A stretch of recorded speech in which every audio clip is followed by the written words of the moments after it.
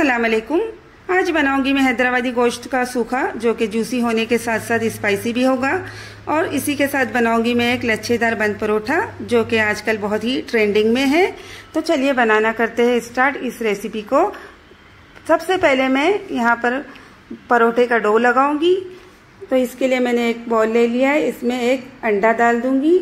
एक बीटर की मदद से अंडे को अच्छी तरह फेंट लूंगी ताकि सफेदी और जर्दी अच्छी तरह मिक्स हो जाए। अगर आप अंडा नहीं डालना चाहते तो इसे स्किप भी कर सकते हैं। इसके अंदर जाएगा तकरीबन 4 टेबल स्पून के करीब दूध। तो यहाँ पर इसके अंदर मैंने दूध डाल दिया है। अब इसके अंदर 1 कप पानी डाल दूंगी और तकरीबन 2 टेबल स्पून इसके अंदर चीनी डाल दूंगी। आप चाहे तो पाउडर चीनी का भी यूज कर सकते हैं। 1 टीस्पून इसमें नमक डाल दूंगी। फिर इन तमाम मिक्सर को अच्छी तरह मिक्स कर दूंगी। इस तरह मिक्स करना है इससे कि तमाम चीनी अच्छी तरह मेल्ट हो जाए। एक बड़ा सा बाउल ले लिया है मैंने, इसके अंदर मैं डाल दूंगी मैदा। तो तकरीबन 500 ग्राम यानी आधा किलो मैदा है ये। इसके अंदर जो मैंने मिक्सर अभी बनाया है अंडे का, वो डाल दूंगी और इसे एक फोक की मदद से अच्छी तरह मिक्स करूंगी।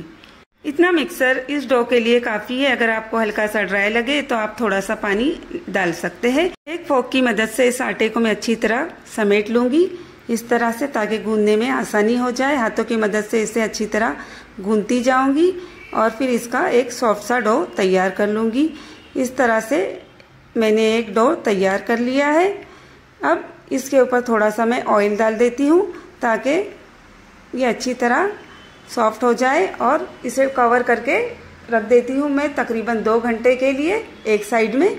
चलिए अब मैं हैदराबादी गोश्त का सूखा बनाती हूँ। तो यहाँ पर मैंने तकरीबन आधा किलो गोश्त ले लिया है। इसमें कुछ हड्डी वाला, कुछ बगैर हड्डी वाला और कुछ फैट वाला गोश्त है। आपको जिस भी तरह का गोश्त चाहिए आप ले सकते हैं।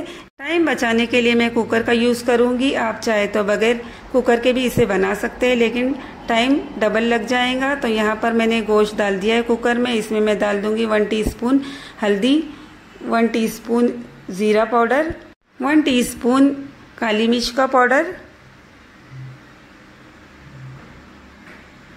1 टेबल स्पून भरकर नमक डाल दूंगी। नमक आप अपने टेस्ट के अकॉर्डिंग यूज करें। 1 टेबल स्पून लाल मिर्च पाउडर, ये कश्मीरी लाल मिर्च पाउडर है। 1 टेबल स्पून लाल मिर्च पाउडर, ये तीखी वाली लाल मिर्च पाउडर है। 1 टेबल स्पून धनिया पाउडर, 1 टेबल स्पून इसके अंदर जाएगा गरम मसाला पाउडर। यह होममेड गरम मसाला पाउडर है। इसकी रेसिपी भी मैं बहुत जल्द अपलोड करूंगी। 2 टेबल स्पून भरकर इसमें जाएगा अदरक लहसुन का पेस्ट। 1 मीडियम साइज की प्याज जिसे मैंने बारीक बारीक चॉप कर लिया था, इस तरह से इसे भी डाल दूंगी। तकरीबन 150 ग्राम इसके अंदर दही जाएगा। तो दही को मैंने अच्छी तरह फेंट लिया था, इसके अंदर डाल दूंगी। इसमें प्याज कम और दही ज्यादा यूज होता है।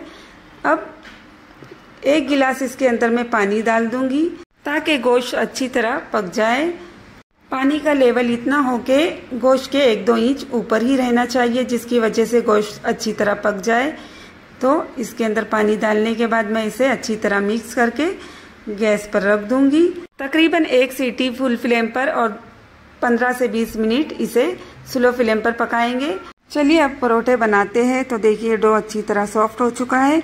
इसे निकालकर मैं इसे हल्के हाथों से इस तरह से मसलूंगी कि ये सॉफ्ट हो जाए। इस तरह से इसे हल्के हाथों से मसलना है ताकि ये अच्छी तरह और भी सॉफ्ट हो जाए। डो जितना सॉफ्ट होगा उतने ही पराठे सॉफ्ट बनेंगे। तो एक चाकू की मदद से मैं इसे 4 हिस्सों में डिवाइड कर दूंगी और फिर बीच में से कट लगा के इसके 8 हिस्से निकाल लूंगी। मुझे पेड़ों की साइज थोड़ी छोटी लगी, इसलिए मैंने यहाँ पर तकरीबन 6 पेड़े ही बनाए हैं। इस तरह से मैंने उन्हें एक डिश में रख दिया है। थोड़ा सा ऑयल इसके ऊपर डाल देती हूँ इस तरह से, ताकि ये और भी सॉफ्ट हो जाए। एक पेड़ा लेकर इसे हल्के हाथों से प्रेस करती जाऊंगी इस तरह से। इन पराठों को बनाने के लिए सूखे मैदे का इस्तेमाल ना करें, नहीं तो पराठे बहुत ही सख्त बनेंगे।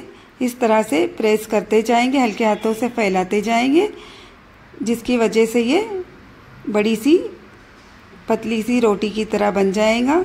इस स्टेज पर बहुत ही ध्यान से इसे उठाना है, हल्के से इसे ऊपर खींचना है। इस तरह से ये आराम से निकल जाएगा। देखिए इस तरह से अब इसकी रोलिंग करते इस तरह से हाथों के बीच में इस तरह से लेंगे इसे और फिर फोल्ड करेंगे इस तरह से। पराठों का लच्छेदार पेड़ा रेडी हो चुका है। अगर आपको हाथ से इस तरह से बेलना नहीं आता तो आप इसे बेलन की मदद से भी बेल सकते हैं। उसे भी मैं बता देती हूँ। एक बार इस तरह से एक पेड़ा ले लें और फिर उसे भी इसी तरह से प्रेस करें, थोड़ा सा ऑयल डालें।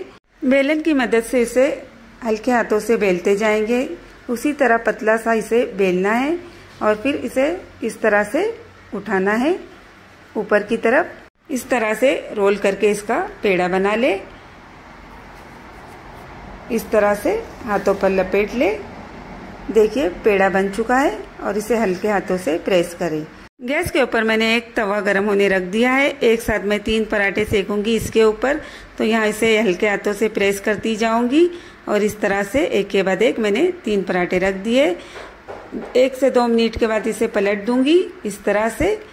और आप चाहे तो हल्का सा ऑयल भी डाल सकते हैं इसके ऊपर इस तरह से। देखिए यहाँ पर गोश्त भी अच्छी तरह गल चुका है। एक नॉन स्टिक कढ़ाई ले ली है मैंने। इसके अंदर मैंने डाल दिया है 100 ml के करीब ऑयल। ऑयल गर्म हो चुका है। इसके अंदर मैं डाल दूंगी ये गला हुआ गोश्त जो कुकर में मैंने बनाया था। अब इसे 4 से 5 मिनट तक फुल फ्लेम पर पकाएंगे और फिर गैस का फ्लेम स्लो कर देंगे। गोश्त पहले ही बहुत ही अच्छी तरह सॉफ्ट हो चुका है, लेकिन सिर्फ पानी हमें ड्राई करना है थोड़ा सा, क्योंकि ये पराठे ब्रेड वगैरह से खाई जाने वाली डिश है, इसलिए मैं इसे हल्का सा गीला ही रखूंगी, पूरी तरह ड्राई नहीं करूंगी। इसमें डाल दूंगी थोड़ा सा हरा धनिया, थोड़ी सी इसमें जाएगी हरी मिर्चें। अगर आपको ज़्यादा तीखा पसंद हो तो डाल सकते हैं, वरना स्किप करें। थोड़ा सा करी पत्ता डालने के बाद मैं इसे अच्छी तरह मिक्स करूंगी और फिर गैस का फ्लेम ऑफ कर दूंगी। देखिए बहुत ही खुशबूदार हैदराबादी गोश्त का सूखा बनकर रेडी हो चुका है और पराठे भी बहुत ही लच्छेदार बनकर तैयार हुए हैं। इसे निकाल लेती हूँ मैं एक सर्विंग प्लेट में। वीडियो पसंद आई तो चैनल को लाइक करें, वीडियो को सब्सक्राइब करें और बेल आइकन को भी प्रेस करें ताकि आने वाली वीडियो की नोटिफिकेशन आपको मिलती रहे। मिलते हैं फिर नेक्स्ट रेसिपी में।